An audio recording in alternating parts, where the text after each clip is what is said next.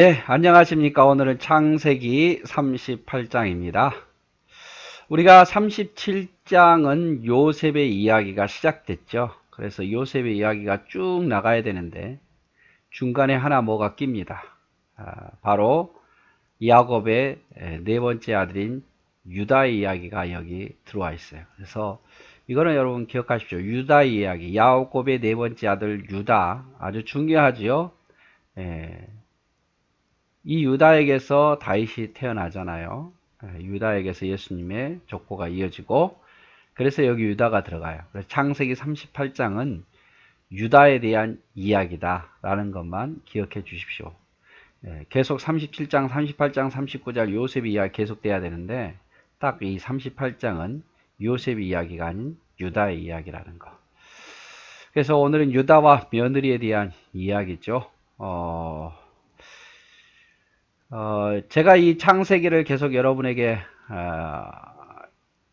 한 장씩 이렇게 해주는 이유는 좀 여러분에게 성경을 읽는데 도움을 주려고. 네.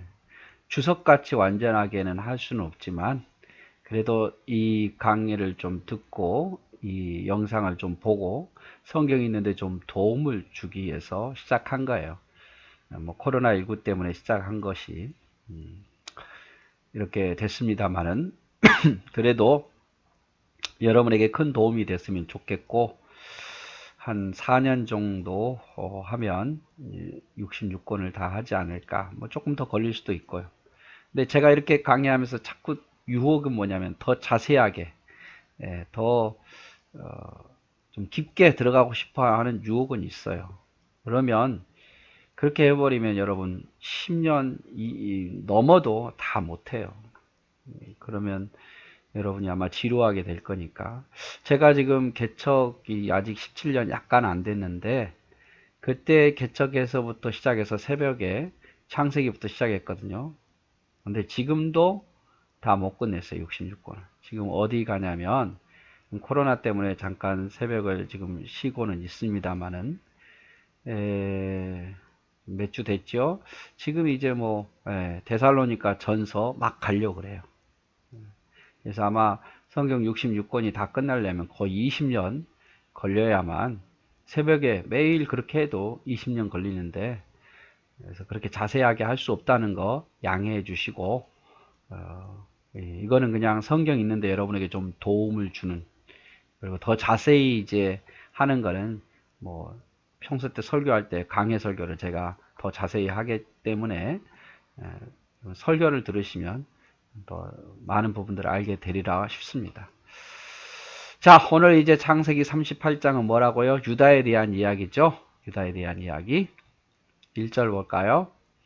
그 후에 유다가 자기 형제들에게서부터 떠나 내려가서 아둘람 사람 히라와 가까이 하니라. 유다가 거기서 가나안 사람 수아라 하는 자의 딸을 보고 그를 데리고 동침하니 그가 임신하여 아들을 낳음에 유다가 그의 이름을 에리라 하니라. 그가 다시 임신하여 아들을 낳고 그의 이름을 오난이라 하고 그가 또 다시 아들을 낳고 그의 이름을 셀라라 하니라. 그가 셀라를 낳을 때 유다는 거십에 있었더라. 유다가 장자 엘을 위하여 아내를 데려오니 그의 이름은 다말이요 유다의 장자 엘이 여호와 보시기에 악함으로 여호와께서 그를 죽이셨더라. 자, 아주 뭐 좀 유다가 좀 치욕적인 일을 하지요. 그건 뭐냐면 유다가 자기 며느리와 동침을 해서 애를 낳는 거예요. 근데 왜 그랬을까? 1절부터 문제입니다. 유다가 자기 형제들을 떠났어요. 자기 형제들을. 그러니까 야곱이 낳은 다른 형제들을 떠나서 따로 독립해서 살았다고 말해요. 근데 따로 독립해서 사는 건 나쁜 건 아닌데 하나님이 약속하신 그 땅에서 멀어졌다는 것이고 그 형제들을 떠났다는 것은 어떻게 보면 좀 신앙을 좀 멀리 했다는 거예요. 아버지 야곱과 가까이 하면서 신앙생활을 해야 되는데 그 족장인 야곱을 멀리하면서 혼자 따로 떨어져 나왔어요. 그래서 유다가 자기 형제들로부터 떠나서 아둘람 사람 히라와 가까이 지냈어요. 그러니까 자기 형제들과 가까이 지낸 게 아니라 아버지와 가까이 지낸 게 아니라 아둘람 사람 히라와 가까이 지냈단 말이에요. 이 아둘람 사람은 가나안 사람 아니겠습니까? 예. 아둘람 사람 히라와 가까이 지냈어요. 히라와. 이게 문제죠. 누구와 가까이 지내냐가 중요하지 않습니까? 그래서 어떻게 보면 신앙을 좀 멀리하고 오히려 가나안 사람, 아둘람 사람, 히라와 가까이 지냈더란 말이에요. 그의 영향을 받을 수밖에 없어요. 그뿐만이 아니에요. 유다가 거기서 가나안 사람, 가나안 사람 수아라 하는 자의 딸을 보고 데리고 동침했더라. 가나안 여인과 결혼합니다. 가나안 여인과. 여러분, 아브라함이 이삭의 아내를 얻을 때도 가나안 여인과 취하지 말라. 야곱의 아내를 얻을 때도 이삭이 가나안 여인에게서 얻지 말라. 에서가 가나안 여인 햇사람과 결혼해서 부모의 마음에 근심이 됐잖아요. 그런데 이 유다가 형제들을 떠나서 아둘람 사람과 더 가까이 지내면서 가나안 사람 수아라는 여인과 동침을 해요. 거기서 임신해서 아들을 낳는데 첫째 아들이 엘이고 둘째 아들이 오난이고 셋째 아들이 셀라입니다. 자, 그렇죠. 그런데 이제 여기서부터 이제 문제가 생기겠죠. 자, 유다의 장자 엘이 여호와 보시기에 악함으로 여호와께서 그를 죽이셨다. 왜 그가 무슨 죄를 범했는지는 안 나와요. 그러나 하나님 보시기에 아주 악한 짓을 많이 한 것 같아요. 그러니까 하나님께서 죽이신 거예요. 근데 이 엘이 결혼했잖아요. 다말하고 결혼했는데 이 다말하고 엘이 결혼했는데 아들 없이 이 엘이 죽은 거예요. 하나님이 치심으로 아들도 없이 죽게 됐으니까 이 다말은 어떻게 합니까? 아들도 없이 이제 뭐라 해야 될까요? 과부가 된 거죠. 과부가. 근데 그 당시 아들이 없으면요. 아들이 없으면 불행한 거예요. 아들이 없으면.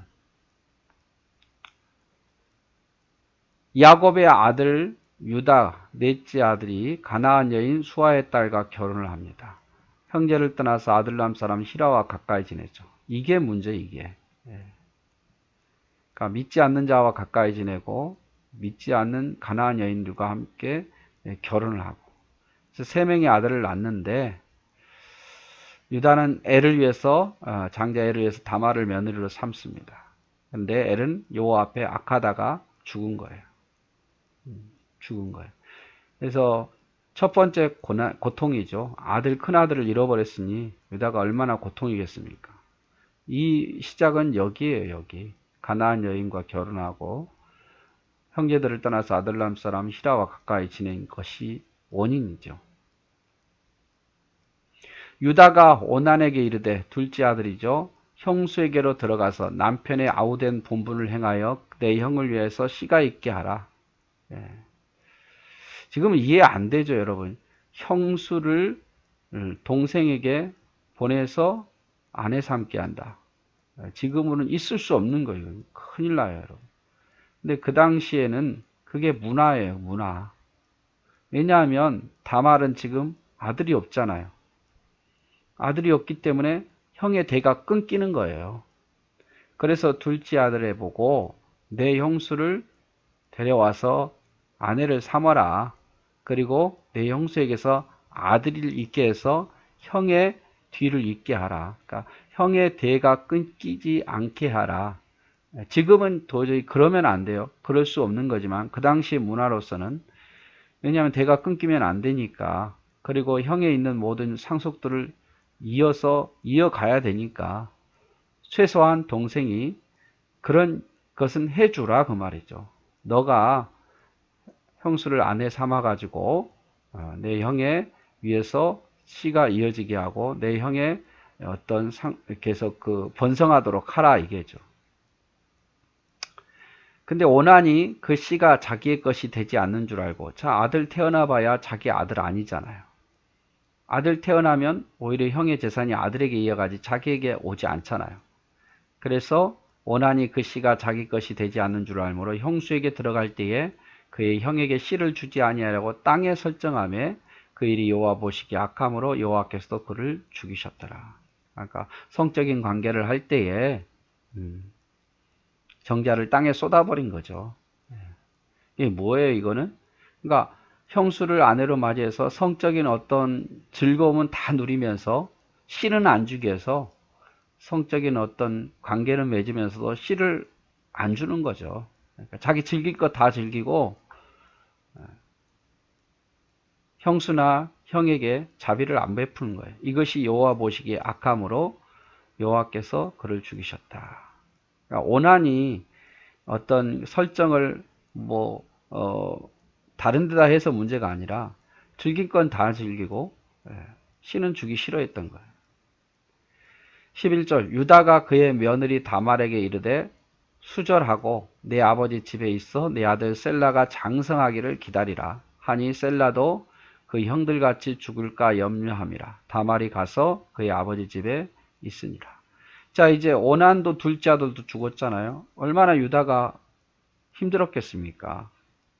그래서 이제 또 그 며느리에게 자식을 있게 하려면 어떻게 해야 돼요? 살아있는 아들에게 줘야 되는데 아직 이 셀라는 장성한 아이는 아니었던 것 같아요. 성인이 안 됐던 것 같아요. 그래서 며느리를 설득해가지고 다말을 설득해서 네 고향에 가 있으라. 네 친정집에 가 있어라. 이 셀라가 장성하면 내가 줄 거다 너에게. 그렇게 이야기를 합니다. 그러면서도 한편에 또 유다가 첫째도 죽고 둘째도 죽었기 때문에 셋째도 죽을까 봐 두려운 거죠. 유다도 정확히 하나님께 범죄해서 자기 아들들이 엘과 오난이 죽은 것을 100% 파악을 못했던 것 같아요. 그냥 이 다말이 너무 기가 세가지고 아들들 다 죽인다고 이런 생각만 했던 것 같아요. 아무튼 보냅니다. 두려워서도 보내고 결국에는 나중에 보면 유다가 안 주겠다는 소리예요. 다만 너 이제 거기서 과부로 죽어라 이 말이죠. 자, 유다는 둘째 아들 오난에게 아우된 본분을 행하여 형에게 후대가 있게 하라고 명하죠. 당시의 풍속이었고 아들이 생기면 아비의 모든 것을 이어받게 됩니다. 오난은 자기의 자녀가 될 수 없다는 것을 알고 일부러 설정하지 않고 성적으로 즐기기만 하죠. 이를 하나님이 악하게 보셔서 그를 죽이십니다. 유다에게는 이제 셋째 아들 셀라만 남아 있었어요. 그러나 그는 어렸고 혹시라도 셋째 아들까지 죽을까봐 다말을 친정으로 아예 보내버려요. 나중에 때가 되면 부르겠다 하는데 안 부르죠. 안 부르요. 12절 얼마 후에 유다의 아내 수아의 딸이 죽은지라. 자, 유다가 참 자기 아내도 죽습니다. 자기 아내. 아들, 큰아들, 둘째 아들 죽었지. 자기 아내 죽지. 여러분 얼마나 고통스럽겠습니까? 유다가 위로를 받은 후에 그의 친구 아들람 사람 히라와 함께 딥나로 올라가서 자기 양털 깎는 자에게 이르렀더니 자, 힘들죠. 힘든데 또 누구와 가까이 지냅니까? 아들람 사람 히라와 또 가까이 지내요. 그래서 어디로 갑니까? 딥나로 갑니다. 딥나. 아둘람 사람 아무튼 유다를 유다를 죄에 빠지게 하는 사람이죠.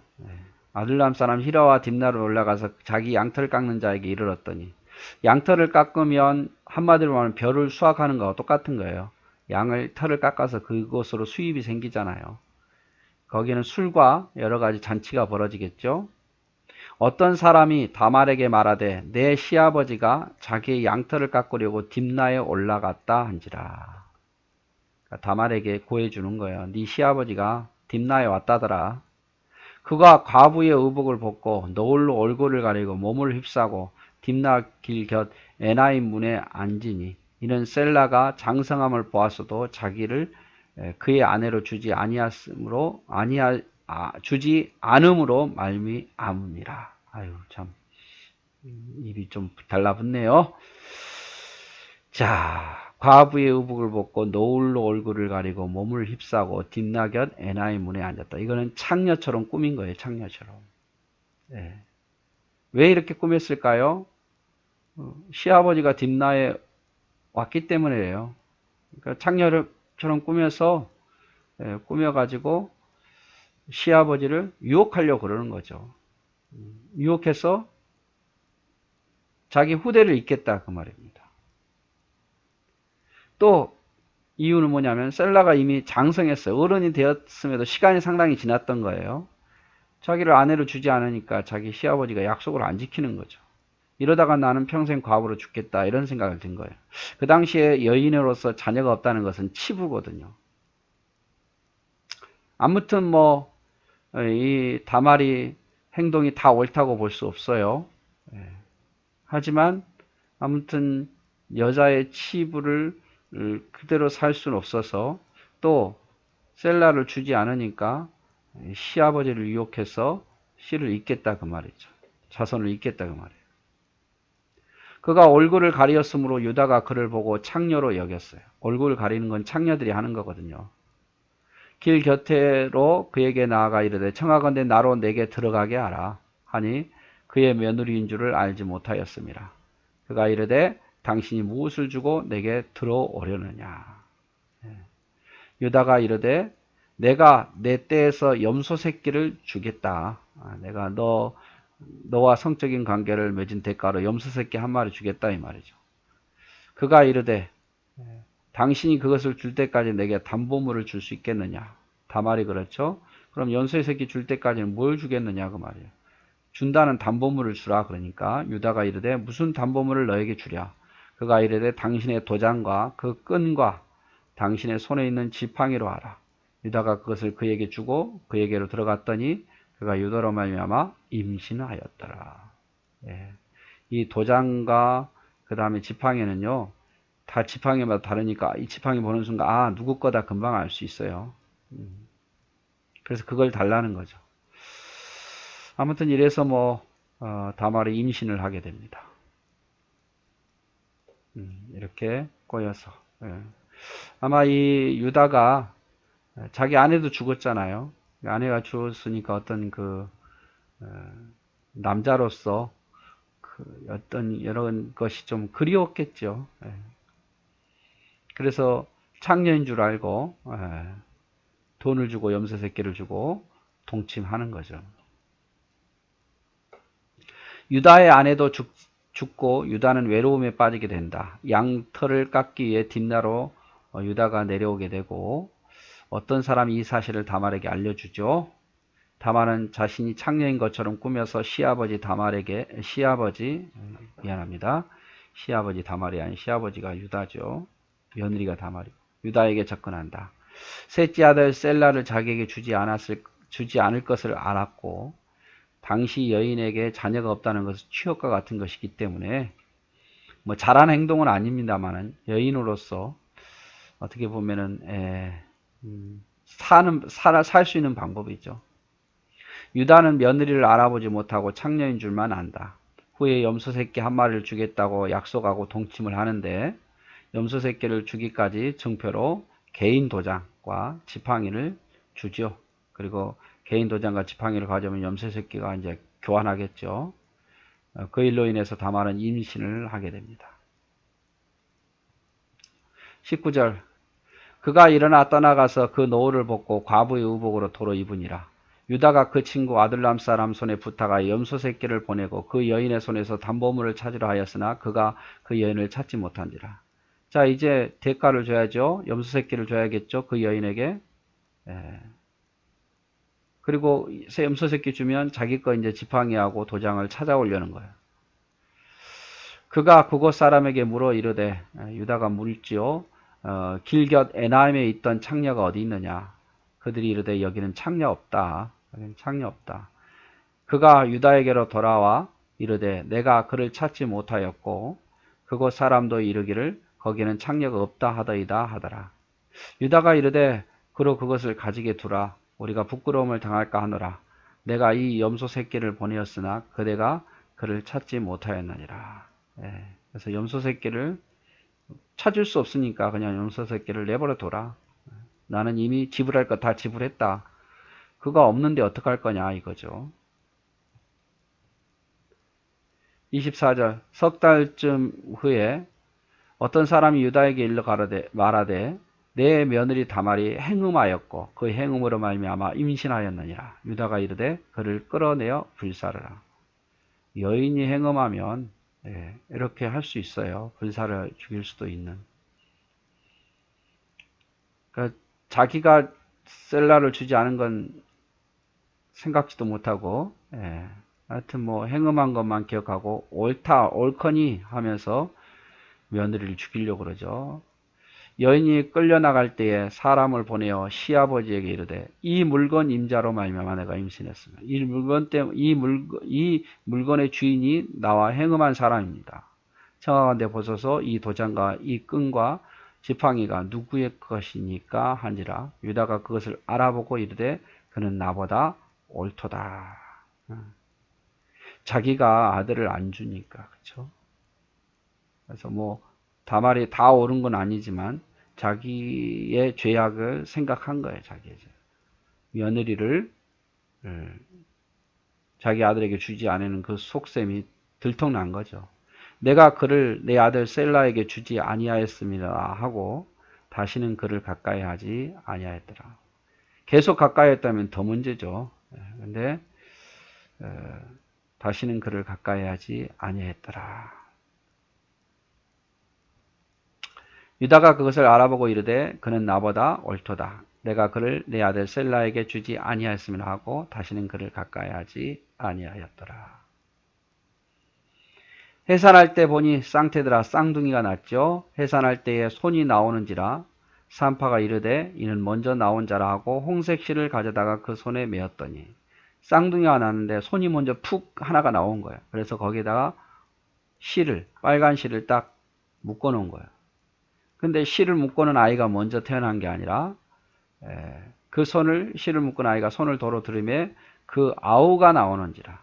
손을 묶은 애가 먼저 나온 게 아니라 아우가 먼저 나와요. 산파가 이르되 내가 어찌하여 터뜨리고 나오느냐 하였으므로 이름을 베레스라 했더라. 그의 형 곧 손에 홍색 실에 있는 자가 뒤에 나오니 이름을 세라라 하더라. 그래서 베레스와 세라죠. 그래서 홍색 실을 묶은 애가 손 나와서 먼저 첫째죠. 근데 다시 들어갔는데 둘째가 먼저 베레스가 나온 거죠. 다말은 돌아와서 창녀의 옷을 입고 창녀의 옷을 벗고 과부의 옷을 다시 입습니다. 유다는 창녀에게 염소새끼 하나를 주려고 찾아 헤매 돌아다니지만 못 찾죠. 그러다가 3달 후에 다말의 임신 소식을 듣게 되고 유다는 부정한 다말을 끌어와서 불사르라고 명합니다. 다말은 유다의 도장과 지팡이를 보여주면서 임신하게 한 자가 이 사람이라고 말하고 유다는 자기가 임신하게 함을 알고 자신을 죄를 뉘우치죠. 다말은 쌍둥이를 낳습니다. 베레스와 세라를 낳죠. 유다의 며느리 다말의 관계 속에서 낳은 이 아들이 베레스와 세라가 후에 메시아 족보에 들어가게 돼요. 즉 다윗의 족보에 들어가고 메시아의 족보에 들어갑니다. 그러니까 참 시아버지와 며느리 사이에서 어떤 그런 상황 속에서 낳은 그 후손이 결국 다윗의 족보에 들어가고 되고 예수님의 족보에 들어가는 거예요. 이게 무슨 의도일까요? 그래서 예수 그리스도는 거룩하고 이런 곳에만 쭉 한 게 아니라 예수님은 모든 연약한 자, 죄인, 의인 모두의 메시아이기 때문에 이렇게 족보 속에서 예수님이 태어나신 거죠. 그래서 다말이 베레스와 세라를 낳았는데 이 베레스와 세라가 결국 예수님의 족보의 선조가 되는 거죠. 다윗의 선조가 되는 거고. 그래서 오늘은 38절 유다에 대한 이야기, 유다와 며느리 다말 이야기. 결국 여기서부터 시작되죠. 유다가 자기 형제들을 떠나 아둘람 사람 히라와 가까이 지내지. 그러다 보니까 가나안 여인과 수아란 여인과 눈이 맞아서 결혼을 하게 되는 거예요. 그래서 여러분 믿음의 사람과 꼭 결혼하시고 믿음의 며느리, 믿음의 사이 얻도록 여러분 기도 많이 하십시오. 네, 오늘도 수고하셨습니다. 사랑하고 축복합니다.